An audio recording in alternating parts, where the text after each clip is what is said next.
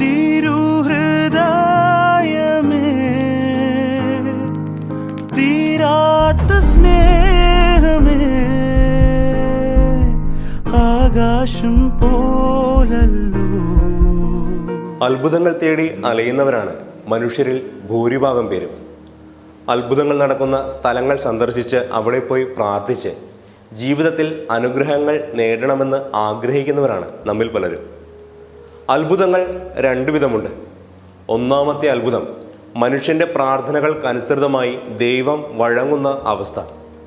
മനുഷ്യൻ്റെ പ്രാർത്ഥനകൾ കേട്ട് ദൈവം അനുഗ്രഹങ്ങൾ നൽകുമ്പോൾ അവിടെ ഒന്നാമത്തെ അത്ഭുതം സംഭവിക്കുന്നു.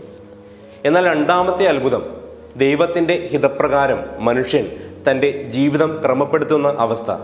ദൈവത്തിൻ്റെ ഹിതമനുസരിച്ച് ജീവിച്ച് ജീവിതത്തിലെ ഓരോ സാഹചര്യത്തിലും ദൈവത്തിൻ്റെ ഹിതം കണ്ടെത്താൻ ശ്രമിക്കുന്ന അവസ്ഥയാണ് രണ്ടാമത്തെ അത്ഭുതം. രണ്ടാമത്തെ അത്ഭുതമാണ് മഹാത്ഭുതമെന്ന് നമുക്ക് വിശേഷിപ്പിക്കാവുന്നത്. ജീവിതത്തിൽ തുടരെ തോൽവികൾ ഉണ്ടാകുമ്പോൾ, രോഗങ്ങളാൽ ക്ലേശം അനുഭവിക്കുമ്പോൾ, ജീവിതഭാരത്താൽ അസ്വസ്ഥമാകുമ്പോൾ സാരമില്ലെന്നേ, ഇതെല്ലാം ദൈവഹിതത്തിൻ്റെ ഭാഗമാണെന്ന് മനുഷ്യൻ തിരിച്ചറിയുന്ന അവസ്ഥയാണ് രണ്ടാമത്തെ അത്ഭുതം. ജീവിതത്തിലെ ഏത് സാഹചര്യത്തിലും ദൈവത്തെ മഹത്വപ്പെടുത്താനായിട്ട് മനുഷ്യൻ തയ്യാറാകുമ്പോൾ അവിടെ ഈ രണ്ടാമത്തെ അത്ഭുതം സംഭവിക്കുന്നു. അവിടെ നമ്മുടെ ഹൃദയവും ഈശോയുടെ തിരുഹൃദയത്തിന് അനുരൂപമാകുന്നു.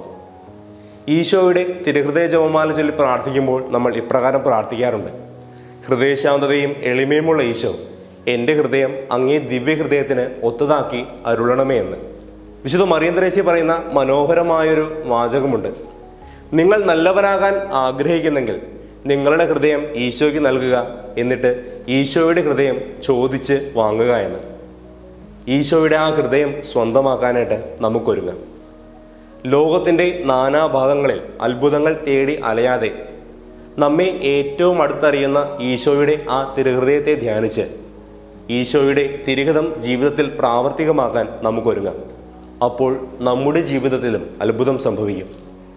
51-ാം സങ്കീർത്തനം 10-ാം വാക്യം നമുക്ക് ഏറ്റു പ്രാർത്ഥിക്കാം: ദൈവമേ, നിർമ്മലമായൊരു ഹൃദയം എന്നിൽ സൃഷ്ടിക്കണമേ. ദൈവം നമ്മെ അനുഗ്രഹിക്കട്ടെ.